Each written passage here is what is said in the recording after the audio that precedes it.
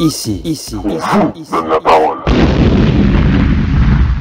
Bonjour à tous, nous voici pour une nouvelle émission de Artstop TV.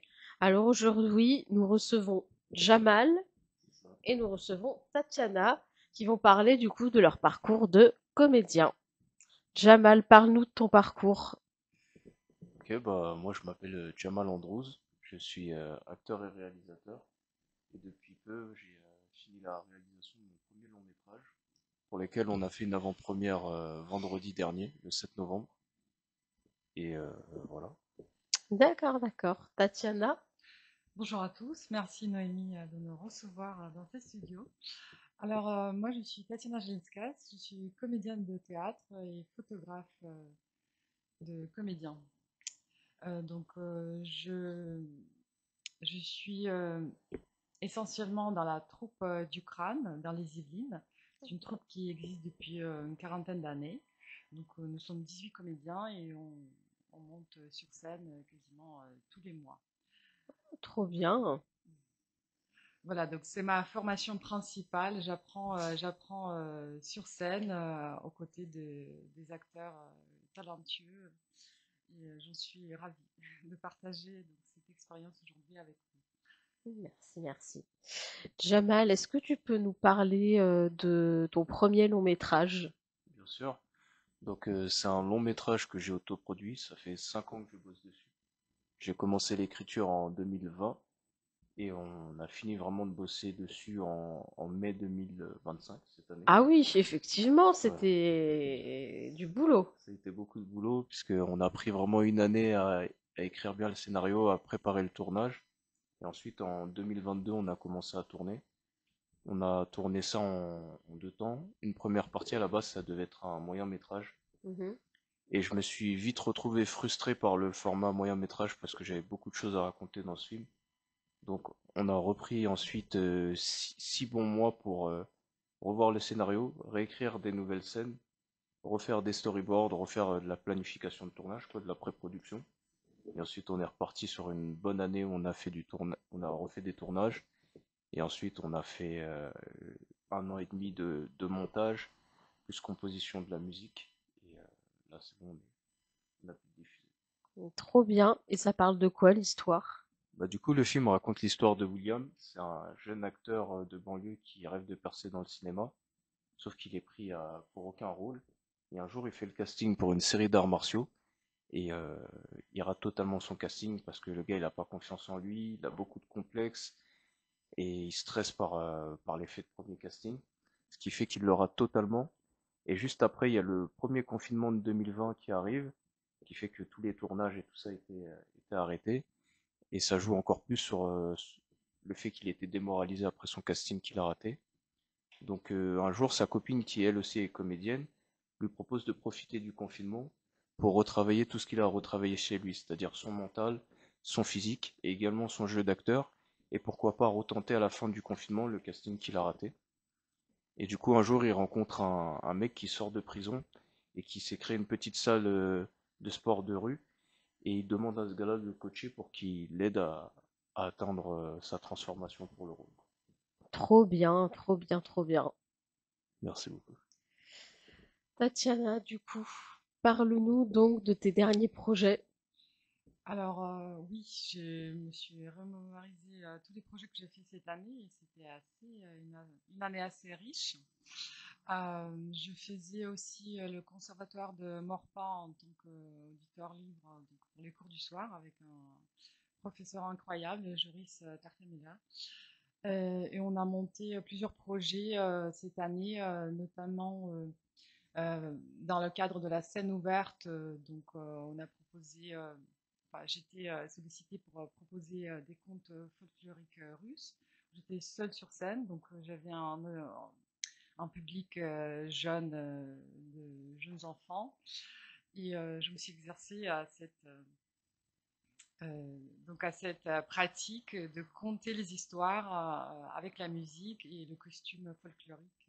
C'était une expérience incroyable. On a travaillé aussi sur euh, une pièce de théâtre de Joël Pomera, la réunification des deux Corées. on a joué plusieurs scènes entre les élèves adultes. Et pareil, une expérience de jeu de scène, on est pratiquement seul, ou à 2 à 3, avec une mise en lumière, une mise en scène donc, par notre professeur qui a eu aussi beaucoup de succès. Dans la troupe du Crâne où je suis, c'est ma 3e année, donc nous sommes à peu près 18 comédiens. Cette année, on a continué notre pièce Allons enfants de la guinguette. C'est l'esprit guinguette à l'époque 1900. Oui. Donc on est tous en costume avec un décor de guinguette festif et on l'a joué plusieurs fois, notamment dans notre théâtre de résidence qui est à Coignères, c'est le théâtre Alphonse Daudet, ainsi qu'au théâtre Albert Camus à Maurepas. Donc nous sommes soutenus par les 2 villes, les Yvelines. Cette pièce aussi, on l'a amenée à jouer dans le sud, dans l'Hérault. On a eu des représentations en plein air. Donc ça, c'est une autre expérience très riche aussi, parce que y a une difficulté de jouer à l'extérieur avec le port de la voix euh, et le public qui peut bouger, qui peut être là ou ne pas être là. En tout cas, c'était un grand succès. Donc on a eu de la chance d'être en résidence aussi dans le sud. Dernièrement, j'ai participé aussi à une interlude théâtralisée sur le thème de la Révolution. Donc, on a joué à Saint-Cloud lors des reconstitutions historiques en partenariat avec la ville de Saint-Cloud et l'association L'Histoire retrouvée, où il y a eu tout en 2 jours complètes où tu avais des reconstituteurs historiques en costume avec des décors aussi incroyables. C'est une expérience que je souhaite à tout le monde. Je viens de vivre aussi une immersion théâtralisée où je faisais partie au château de Volvicomte. Donc il y a quelques semaines, pareil, un grand succès. J'ai hâte de continuer dans ce type de projet. Et on prépare aujourd'hui donc le spectacle Révolution, en pluriel.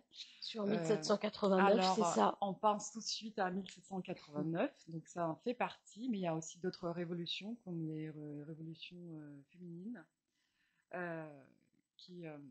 donc un interlude qui va s'appeler Lysistrata, qui fera partie de ce spectacle, et la révolution du progrès.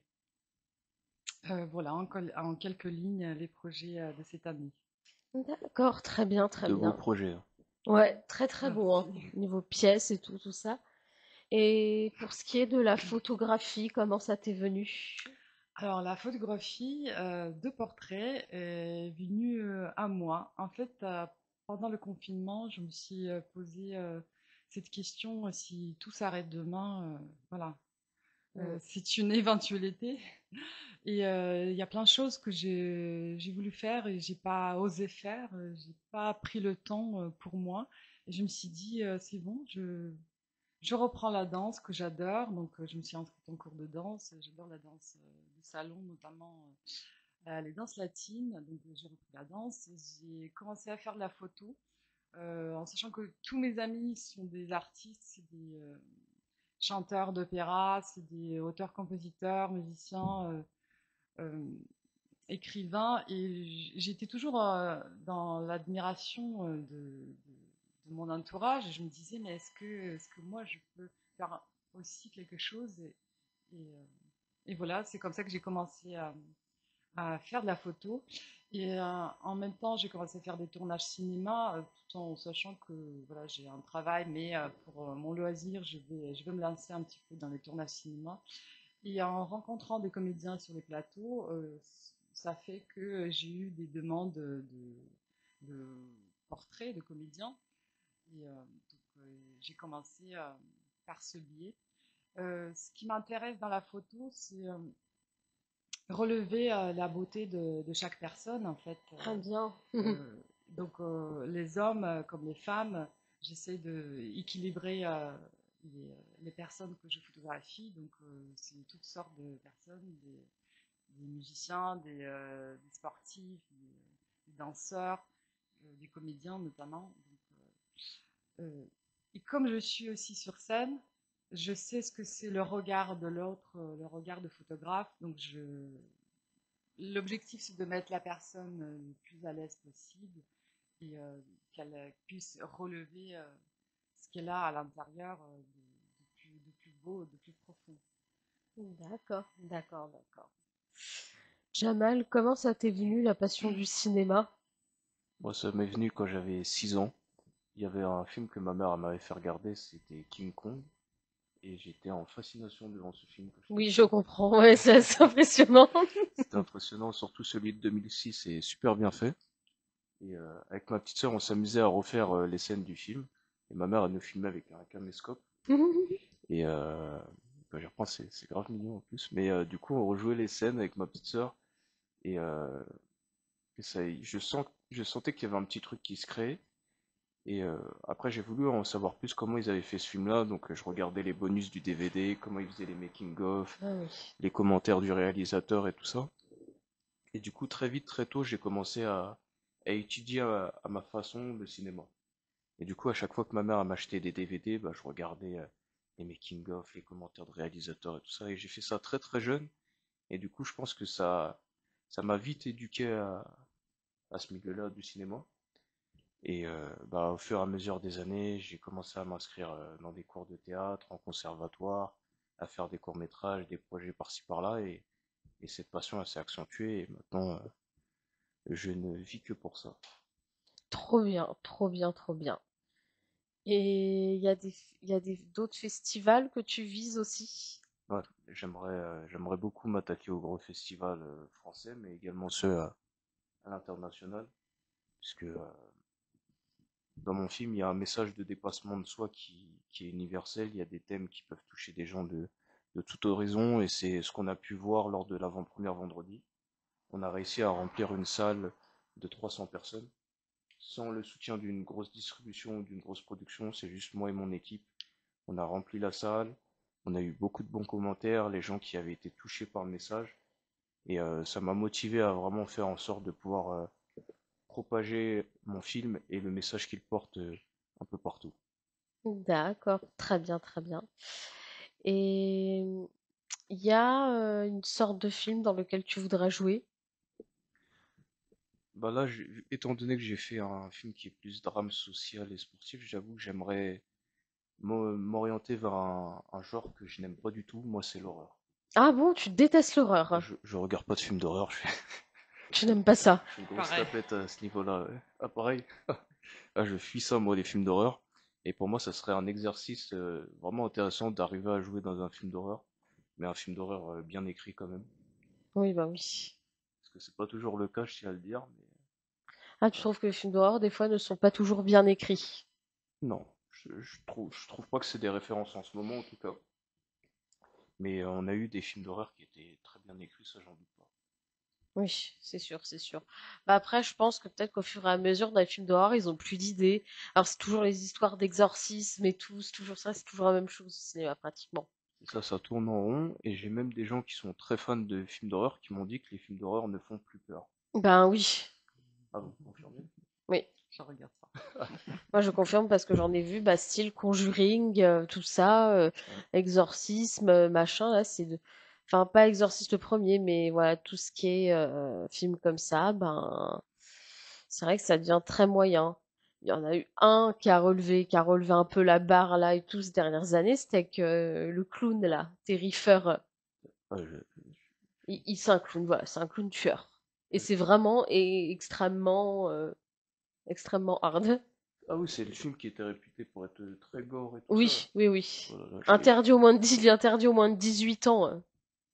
je l'ai bien fui ce film. Ouais. En salle, premier film en France que j'avais vu interdit au moins de 18 ans, quoi. Après,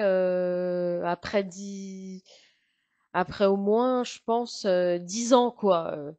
Je sais plus quand il était le dernier film d'horreur avant lui interdit au moins de 18 ans, mais là, il y a, c'est le premier film là en 2024 où il y a eu une autant grosse restriction en fait. Et ça t'a fait peur, toi, quand tu l'as vu ou pas? En fait, je trouvais ça. En fait, c'était extrêmement trash, en fait. Enfin, c'était surtout très, très gore, en fait. Et t'avais vraiment. Donc c'est plus écœurant ou flippant du C'est coup? plus écœurant, je dirais. Ouais. Ok, d'accord. Mais c'est vrai que quand je regarde Conjuring, oui, ça me fait rien, quoi. Ok, d'accord. Mais est-ce que du coup, quand un film est juste gore, est-ce qu'on peut dire vraiment qu'il fait peur du coup? Parce que c'est juste écœurer quelqu'un, quoi. Hum, Alors, parfois, peut-être certaines scènes, oui, et d'autres, peut-être d'autres, non. Ouais, c'est vrai, je suis d'accord avec ce que tu dis. C'est vrai, je suis d'accord. Et il était bien écrit ou pas du coup? Alors, moi, j'ai bien aimé. Après, j'ai des gens qui l'ont vu et qui m'ont dit, oui, je trouve que c'est pas si bien écrit que ça, parce que le clown, on ne sait pas d'où il sort. Il y a des scènes qui se passent par-ci, il y a des scènes qui se passent par-là. Un coup, on passe sur cette scène-là, un coup, il y en a une autre. Ils trouvaient que c'était pas très bien écrit. Bon, moi, après, j'avais bien aimé, mais il y en a, ils m'ont dit, oui, on sait pas d'où il sort, en fait. Après ça, c'est une autre question. Est-ce qu'on a forcément besoin de savoir d'où un personnage y vient pour que Oui. ça soit intéressant? Je sais pas ce que t'en penses toi. Mm. Ouais, c'est vrai. Je sais pas, comme je regarde pas les films d'horreur, j'adore les comédies Ou même romantiques. dans Ouais, d'autres même dans films, d'autres autres que films. films d'horreur aussi, films romantiques. Je pense que on se laisse, c'est bien si on se laisse imaginer en fait le passé du personnage, parce Oui. que voilà, ça nous donne plus de possibilités à apprécier le film. Je sais pas. Ouais, ça permet aussi de mystifier un personnage aussi, quelque part, je pense. Après, quand c'est bien construit et c'est concret, on s'identifie aussi plus facilement. Donc il y a deux façons d'aborder, j'imagine. Ouais, je suis d'accord. C'est vrai, c'est vrai, c'est vrai. Et est-ce qu'il y a un acteur en particulier avec qui tu aimerais tourner? Ah oui, Michael B. Jordan, ouais, j'aimerais beaucoup. Ah, cinéma américain, du Ouais, coup, ouais, ouais, c'est plus cinéma américain. Ouais. C'est plus ça qui qui m'a t'attire. qui m'attire, même si je maintiens qu'il y a quand même des perles au cinéma français et on a aussi des très très bons acteurs. Et en acteur français, ce serait qui? Bonne question. Je pense que je dirais François Civil. Ah oui, le, ouais, l'acteur du moment. Ouais, du moment, mais moi j'aime beaucoup les héros dans le cinéma.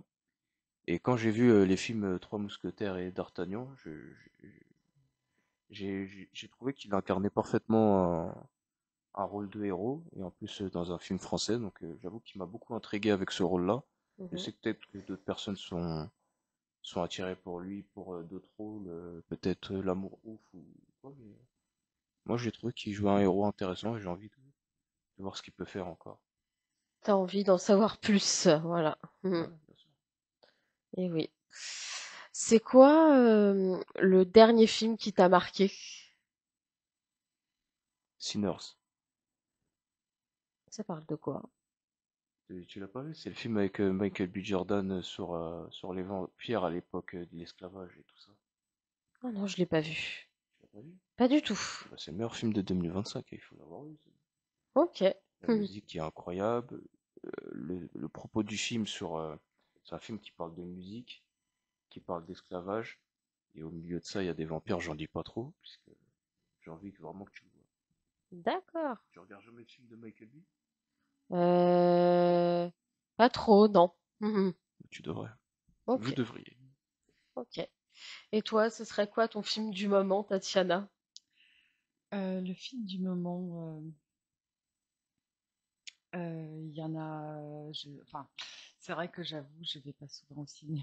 Le dernier film que j'ai vu, c'était Comte Monte Cristo. Ah oui, Ah oui, il paraît il est Euh, très bien ce super film. sympa, ouais. Incroyable, oui, Ouais. oui, la mise en scène, les costumes, le travail fantastique de toute l'équipe. Après, je suis plutôt série. Donc, par exemple, j'ai pu participer au tournage de la série Carême Ah oui, avec Benjamin Voisin. ah oui, carrément, ouais, sur Apple TV. Ouais. Elle est sur Oui. Apple TV, la Et série. donc une très belle série. Et je me suis retrouvée dans la bande d'annonce même, en étant en Oh, trop silhouette. bien. Oh, la Oui, Super classe. sympa, ça. je le regardais. Et sinon, les séries, enfin les films, les séries qui m'inspirent, je dirais Desperate Housewives. J'aurais adoré jouer là-dedans. Ah ouais? Ah oui, Ok. bah Moi, je oui. me vois très bien. Ou encore, il y a la suite de 10% qui arrive.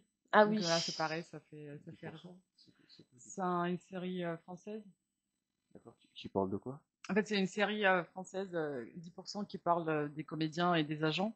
Donc là, ça va être fait en film. Ok, d'accord. Je te conseille de, de la regarder si tu C'est l'as pas vue. disponible où, 10%?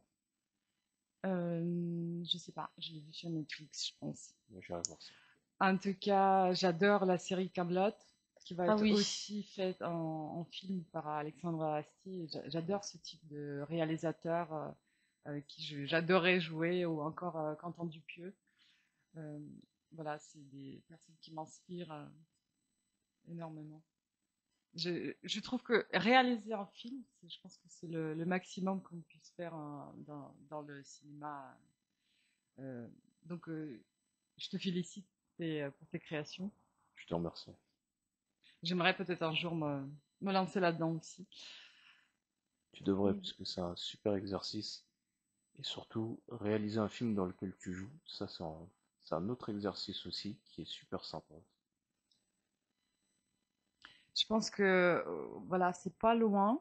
Je m'y approche parce qu'en fait, on vient de créer un collectif avec mes camarades de classe de cinéma, dont je fais une formation actuellement. Donc, le collectif s'appelle Fragment 45. C'est tout récent et on a envie de créer ensemble. Donc, on va commencer par quelque chose de, de assez, assez disponible, lancement sur les réseaux. Et ensuite, on va, je pense, produire quelque chose plus concret, que ce soit des courts-métrages ou longs-métrages ou séries. Et donc, ce collectif a un but de mettre en avant et de façon équitable tous les participants du projet, pour que chacun puisse briller à sa manière. C'est très beau comme objectif. Ok, ok. Et niveau télé, du coup, quels ont été tes derniers projets? Alors, comme je disais, j'avais commencé à faire la figuration silhouette il y a enfin, 3-4 ans, je pense. Donc, je pense que j'ai participé à une cinquantaine de films.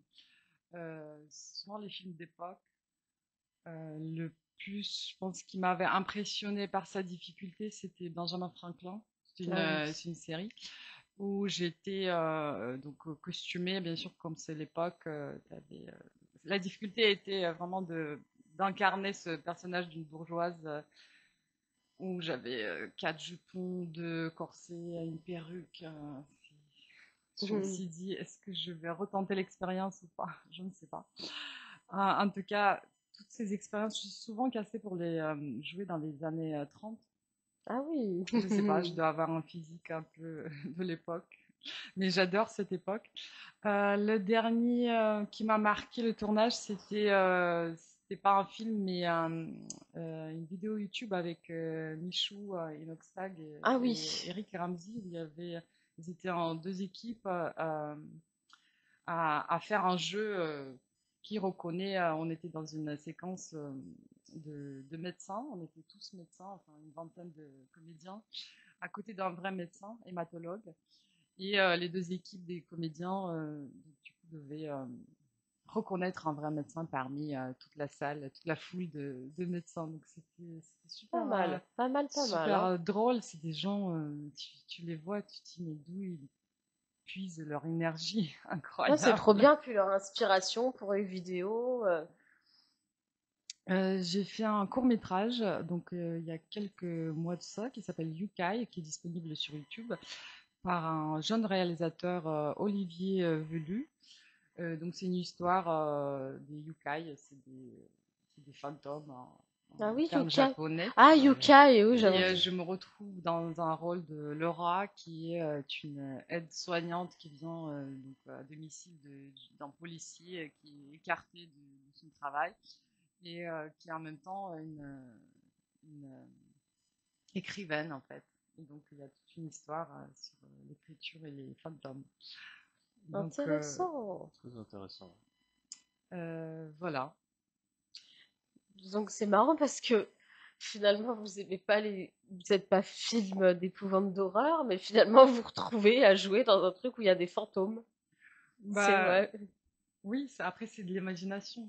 Oui. Ça fait pas peur, c'est tout public. Donc vous Oui, pouvez donc ça aller va alors. visionner ce court-métrage. Ça va, ça va. Mais du coup, moi j'ai une question à te poser. Si c'était vraiment poussé dans l'horreur, est-ce que tu aurais joué dedans quand même? Non. Ah oui? Non, non, j'ai déjà eu des propositions jouées dans les courts-métrages, souvent pour les Nikon, pour les festivals. Il y a des étudiants qui lancent les appels à candidature.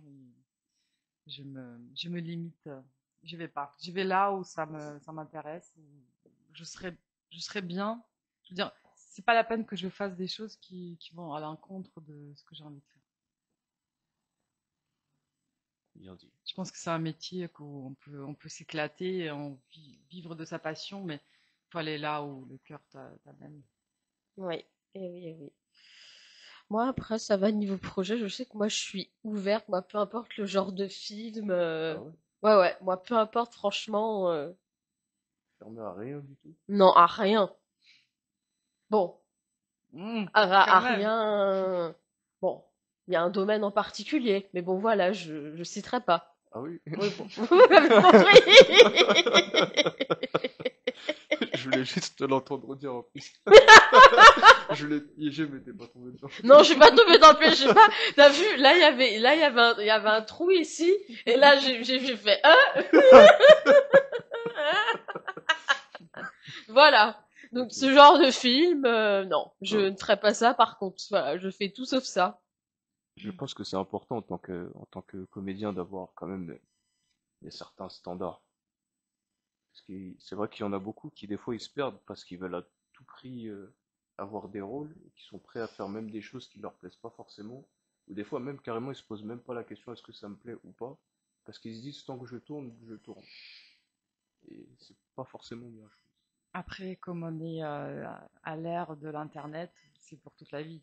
Une Mm. fois que tu as donné ton droit à l'image, tu peux plus le retirer. En fait. Ah bah oui, Je c'est pense sûr. qu'il faut se poser des bonnes questions. Et, on peut pas, enfin, à tout prix, il n'y a pas de à tout prix pour moi.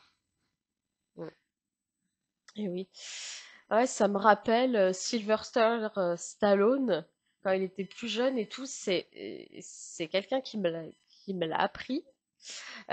Qui m'a dit oui, j'ai regardé sa page et apparemment avant de commencer ses films qui ont fait un grand succès et tout, Ouais, il a démarré avant une carrière dans le X. ouais. J'étais pas au courant du tout. C'est vrai que c'est surprenant. Après, il n'y a pas de mal. Enfin, moi, je suis dans la position de aucun jugement. Oui, Chacun a bien son sûr. chemin et peut-être on a besoin aussi passer Ouais, par c'est vrai. là.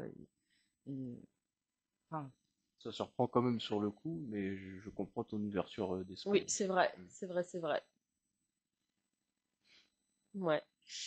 Ouais, et en fait, bah, en fait, lui, c'est parce que lui, il galérait à avoir des rôles au début, donc il est passé par là, voilà. Bon, il a fait ce qu'il avait à faire, et puis après, voilà, il a été dans d'autres films. Après, voilà, tant mieux, chacun son parcours. mais après, je pense C'est que vrai. c'est aussi l'âge qui compte et dans quelle situation on se retrouve, de quel milieu on vient. Il y a Il y a beaucoup de toutes facteurs. sortes de facteurs qui peuvent. Enfin, tu te rends pas compte de ce que tu fais, je pense, Mm. en étant jeune parfois. Combien de comédiens ou chanteurs ou même sportifs passent par ces étapes-là. Et après, ben, je pense que l'important c'est d'assumer, de se dire à cette époque-là, bah, J'étais j'étais. pas très bien, voilà, j'étais pas dans une bonne période, et Je puis conseillerais voilà. pas peut-être à mes enfants le faire, mais on passe tous par tous nos états, quoi. Mm. Mais en plus, ce qui est intéressant, c'est que peu importe son départ et ce qu'on en pense, ça l'a pas empêché d'avoir une brillante carrière juste après. Ah bah oui. Mm. Bah, c'est qui on est aujourd'hui, quelle est notre propre progression. C'est ça qui compte, je pense. Bien sûr. Eh oui, eh oui, eh oui. Toi, c'est quoi ton film préféré de Sylvester Stallone? Ah bah moi, c'est simple, hein, moi, c'est Rocky, hein. C'est Rocky, le tout premier. Ah, bah, ouais. Et Et toi? ouais, ouais. Bah, pareil, hein. Pareil? Ouais, pareil. Et toi? Moi, je pense que c'est le seul que j'ai vu, hein. Après, oui, c'était très à la mode. C'est des grands bonhommes très puissants. T'avais Schwarzenegger à la même époque, j'imagine. Oui, bah oui. Ouais, je crois. Schwarzenegger, Jean-Claude Van Damme, et toute cette vague de grands héros musclés, plein de testostérone. Ce qu'on retrouve moins maintenant, hein, je trouve aussi. Ouais, maintenant, les On retrouve plus personnages, du ils ont tout, en changé. fait. Ouais, ils sont différents maintenant. Ouais, tant mieux, il y a C'est... un changement. Ouais, c'est vrai. Tant mieux, pourquoi tant mieux? Bah, c'est pas que le physique. Enfin, je veux dire, si on prend la personne, on la considère comme une personne parce qu'elle a une physique imposant, c'est quand même réducteur. C'est réducteur, mais moi je trouve que les héros d'avant, au-delà le physique qu'ils avaient, ça représentait aussi tout le travail qu'ils avaient fait sur eux-mêmes. Le côté discipliné, dépassement de soi. Et je trouve que maintenant, les héros qu'on a, c'est pas tous parce qu'il y en a encore qui sont un peu comme ça, je trouve que maintenant, il y a un peu moins ce côté héros badass qui s'est dépassé, qui est vraiment inspirant. Et, euh, et moi, je pense pas que c'est forcément une bonne chose d'avoir perdu ça, mais je pense qu'il faut plus équilibrer, parce qu'on n'a pas besoin de héros comme ça dans tous les films. Mais c'est vrai que parfois, quand tu regardes un film d'action ou quand tu regardes un film de sport, bah, c'est c'est peut-être moi en tant qu'homme, ça fait toujours du bien de voir un héros qui en impose parce que tu as envie de lui ressembler et ça te motive quelque part. Enfin, moi, je vois les choses comme ça. Ouais. D'accord. C'est ton regard masculin, Ouais, je j'imagine. pense, ouais, bien sûr. Ouais. Bah, je sais pas, vous, par exemple, quand vous regardez, par exemple, si vous voyez un film d'action avec une femme en avant, vous voudriez qu'elle soit représentée comment, vous? Bah, après, je veux dire, chacun dans sa tête a sa représentation, je pense. Voilà. Chacun dans sa tête imagine différemment. Oui, je prends un exemple des films d'action avec les femmes à la tête. Euh, la détermination, oui, la discipline, le sens de la justice. Je sais pas. Après le physique, je saurais pas me prononcer vraiment. J'ai pas le physique parfait pour te dire que j'adore ces personnages. J'essaie de m'éloigner du physique en fait. Ok, intéressant. Mm. Moi, c'est pareil. Pour moi, il y aurait pas de physique type ou représenté. Franchement, non, non, il y aurait pas, il y en aurait pas en particulier. Ok, d'accord. Non, non, moi, j'en vois pas. Après, ça dépend, ouais, comme voilà, de l'imagination de chacun. Ouais, ça dépend de l'imagination, ça dépend du genre de film, ça dépend de plein de choses. Mm. C'est sûr, c'est sûr. Après, certains castings, des fois, demandent certains critères sur des annonces, sur des personnages. Mais bon, ça dépend après. Ça dépend, ça dépend. Et juste, donc du coup, j'ai la question concernant la représentation des femmes. Tu trouves que les films qui sont réalisés par les femmes se différencient des films réalisés par les hommes, pas personnellement? À quel niveau? Au niveau du choix du casting, par exemple, est-ce que tu vois qu'il y a un autre regard sur les comédiens quand c'est une femme qui réalise vis-à-vis des films réalisés par les hommes? Je trouve que les femmes, dans leur choix de casting, peuvent parfois être peut-être plus ouvertes d'esprit que les hommes. C'est-à-dire que c'est vrai que nous, l'homme, des fois, ça dépend de chacun, mais avec notre regard très masculin, des fois, on peut avoir certains stéréotypes en tête que les femmes vont pas avoir. Donc, je trouve que parfois, il y a des cas où, en fait, après, bien ou mal, c'est chacun sa vision. Dans l'art, chacun sa vision. Mais je trouve que c'est toujours intéressant de voir l'approche qu'une femme peut avoir, parce que c'est souvent différent, et c'est ça qui permet justement à l'art d'être assez diversifié. Je trouve que c'est plutôt bien parce qu'il y a un changement dans le cinéma. Enfin, petit à petit, on ouvre à plus de. Enfin, on prend pas que les têtes d'affiche, par exemple, pour les films, Ouais, bah oui. Ah, tu trouves? heureusement. Un petit peu moins quand même, comme avant. Enfin, il y a Ok. des films qui sortent sans qu'il y ait de tête d'affiche. T'en as un exemple ou... Ah, je cherche. C'est l'impression que j'ai. Peut-être je regarde beaucoup de films des festivals, c'est pour ça Peut-être. Ouais. ce qui m'influence. Et toi, tu trouves que c'est encore très fermé comme milieu, que c'est dur pour les jeunes comédiens de se faire une place? Ouais. J'avoue que moi-même, c'est ça qui m'a motivé à faire mon propre film, c'est puisque je trouvais Mm. qu'on me laissait pas assez ma place. Et je trouve que là où je trouve que tu as raison, c'est par exemple sur les plateformes de streaming, Netflix, Amazon, tout ça. On retrouve plus souvent des nouvelles têtes que vraiment au cinéma, où au cinéma, moi je trouve que ça mise encore très sur le côté tête d'affiche parce qu'il faut ramener des gens en salle, alors que Mm. les plateformes, elles peuvent un peu plus se permettre de mettre des nouveaux visages, tout ça, parce que c'est pas les mêmes enjeux. Ils ont un catalogue qui est assez varié, donc ils peuvent avoir plusieurs types de productions avec plusieurs acteurs. Tandis que le cinéma, on sent qu'il y a encore ce côté de il faut ramener des gens en salle. Et, euh, et j'ai pu expérimenter ça bah, justement avec mon avant-première.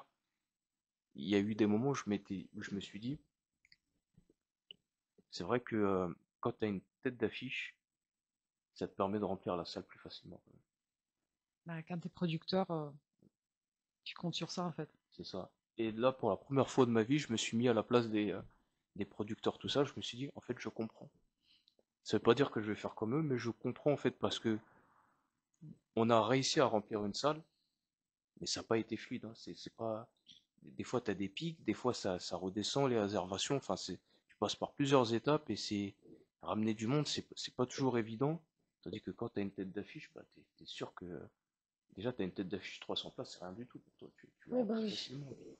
Donc, je pense que même sur ça, il faut relativiser parce que c'est vrai qu'un film, au-delà de l'art, c'est aussi un investissement financier. C'est les gens qui font ça, ils le font par passion. Et il y en a qui le font peut-être juste pour le côté business. Mais ça reste une industrie où il y a quand même de l'argent qui est investi.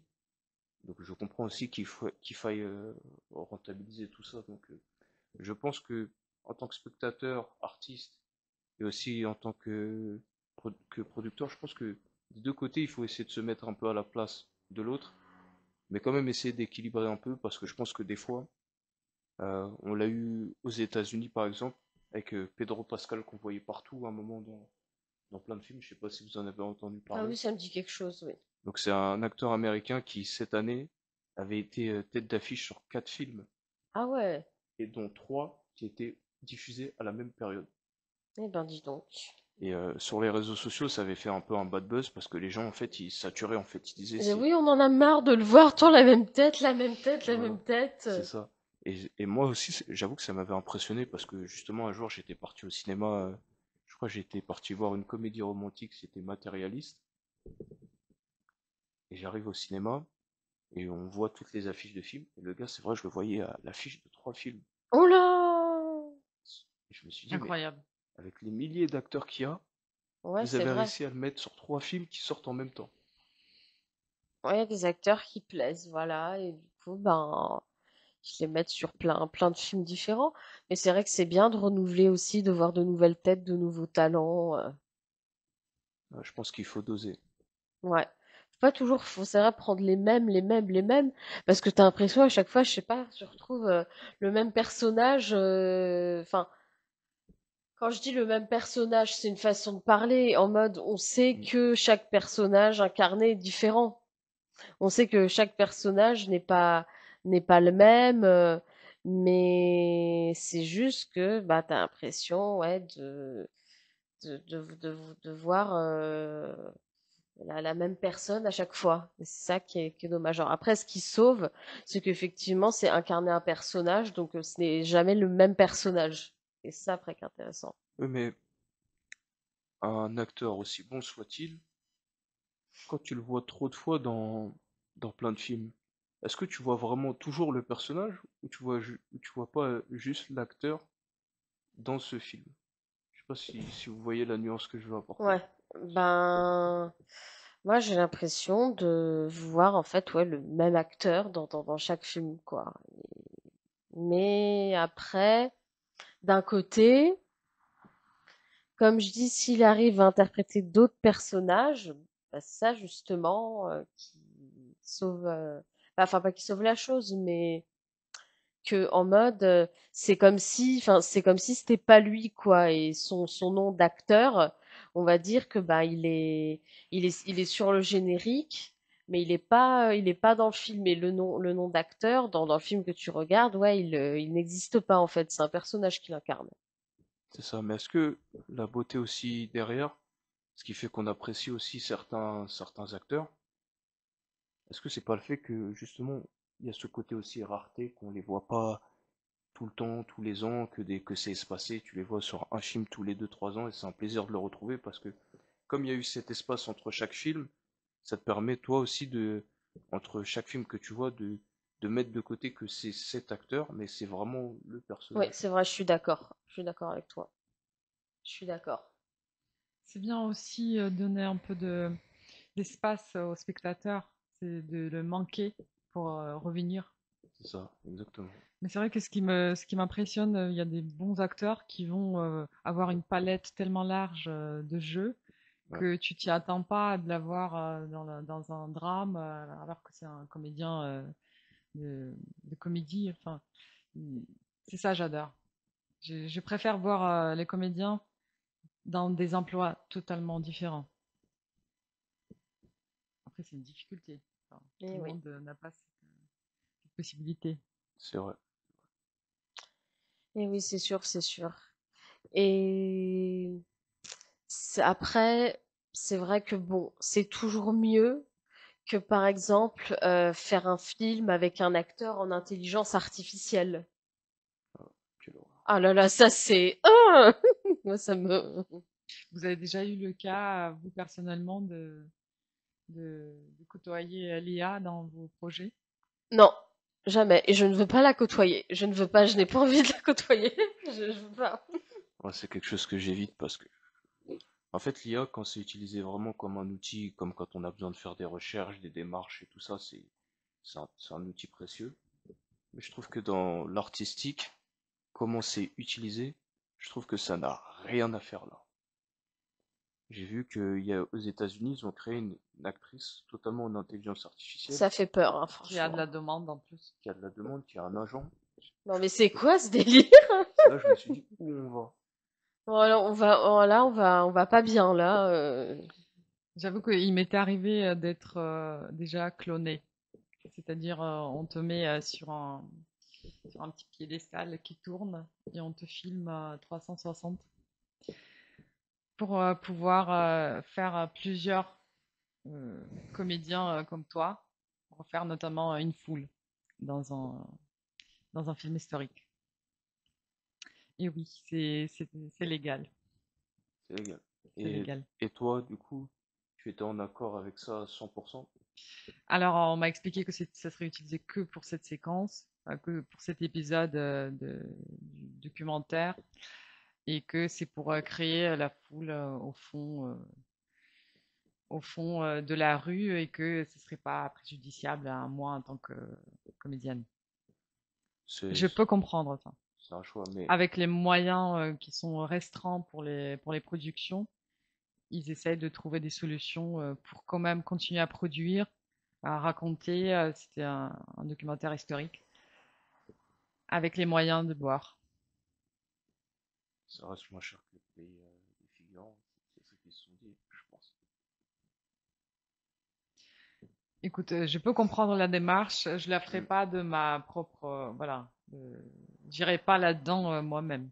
Mais comme c'est encadré aujourd'hui, et heureusement on nous le demande, on nous fait signer une autorisation parce qu'on peut se retrouver à le faire sans savoir. Mais vu qu'ils t'ont scanné une fois, est-ce qu'ils peuvent du coup réutiliser ton image pour d'autres projets? Il s'engage que ce n'est pas le cas, C'était juste exclusivement. uniquement pour cette séquence, pour cet épisode. Non, je trouve que là, ça a été réglo parce qu'on a des Oui, cas bien sûr. d'acteurs avec lesquels ils ont totalement exploité le truc à leur convenance. Des fois, ils les ont même pas avertis. Aïe, aïe. C'est pour Hmm. ça. Non, non, toi, Puis ça. quand c'est encadré, Ouais. tu te dis de toute Hmm. façon, la vie va tellement vite, le progrès, c'est à chaque minute, ça change. Donc on va se retrouver dans ce domaine, dans ce métier. avec ce type de problématique, de toute façon. Mais est-ce que tu penses que nous, à notre échelle, on peut pas essayer de freiner ça justement en boycottant toutes les manières possibles d'utiliser cet outil? Bah, écoute, pour le moment, j'ai vu que la mobilisation des comédiens de doublage, parce que j'ai fait une formation, donc je suis formée pour doublage voix off, que j'ai commencé à tester, à travailler là-dedans, en enregistrant justement les contes folkloriques que j'ai produits sur scène euh, il y a quelques mois. Et donc j'ai vu cette mobilisation. Je ne sais pas si ça aboutit à quelque chose. Est-ce que nous, en tant qu'acteurs de ce milieu, on puisse faire quelque chose, freiner à notre échelle? Je pense que c'est plutôt les décisions communes de l'utilisation de la déontologie de l'IA. Et c'est tout le monde entier qui doit se mettre dedans. Enfin, d'accord. Je suis un peu fataliste là-dessus. Mais en espérant que ça va pas nous remplacer. Ouais, parce que c'est vrai que ceux, par exemple, qui cherchent des rôles après, par la suite, de la figuration, si on fait de la figuration en IA, si on fait des nouveaux personnages en IA et tout, qu'on n'a plus envie de prendre des acteurs, ah, ça compte, c'est chaud, là, ça va être chaud, hein.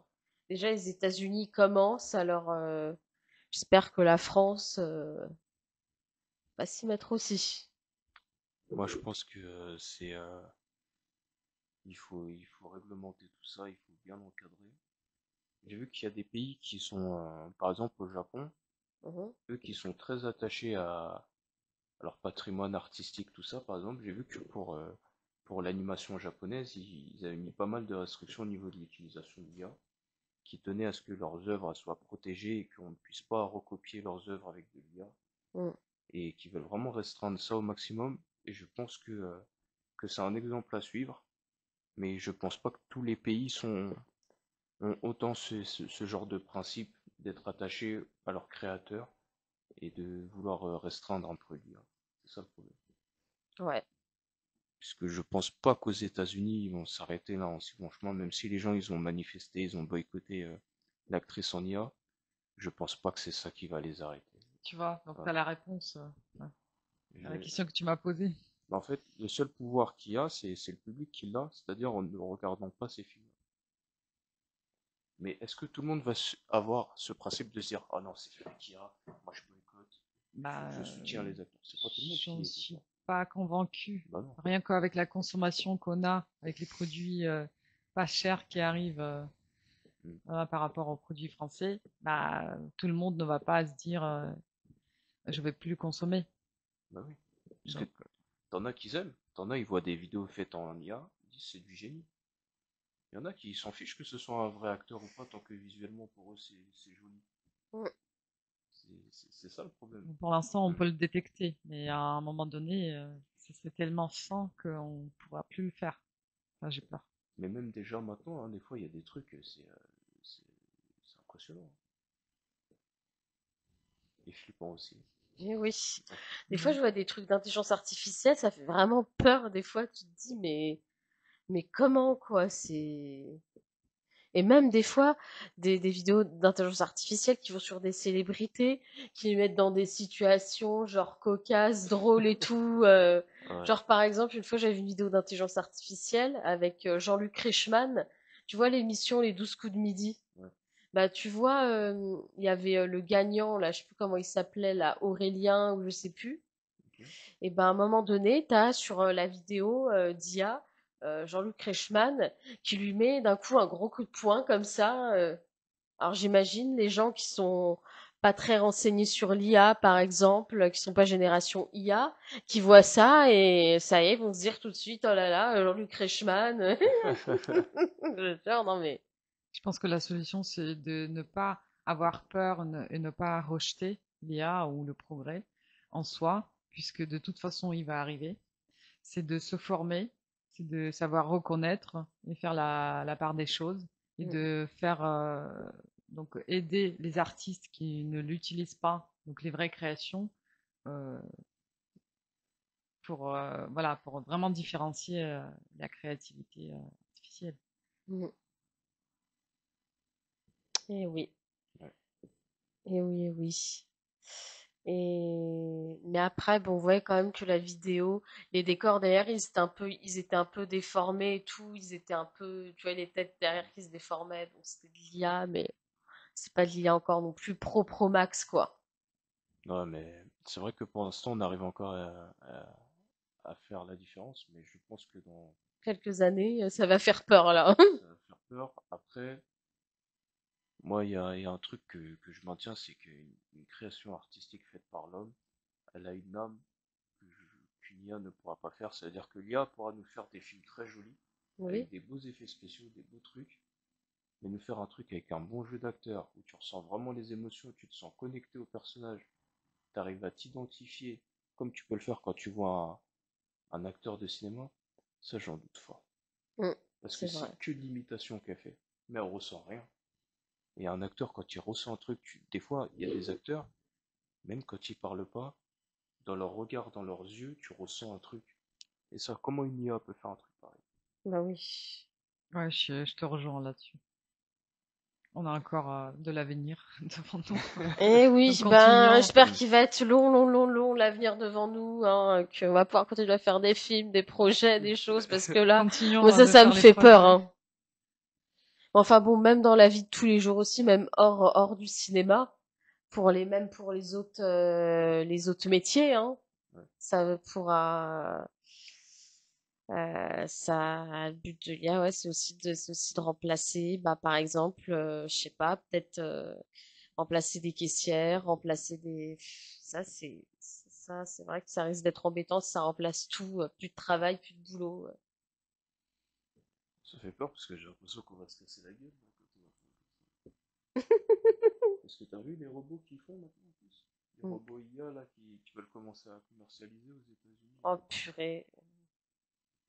Il y a Tesla, tout ça là qui ont fait des robots IA. Bah déjà qu'on propose, j'ai vu la pub qui propose d'avoir un petit copain Non, mais d'intelligence artificielle qui oh, te rassure, ça fait flipper, hein. qui t'aime sans condition. Ça fait flipper. Là, ça va très loin. Ça fait Mais en flipper. fait, le truc, c'est qu'il y a beaucoup de solitude que les gens ressentent de nos jours, beaucoup de mal-être, beaucoup d'insatisfaction dans les relations. Et c'est vrai que quand tu as une IA qui va à 100% dans ton sens, ça peut séduire beaucoup de personnes.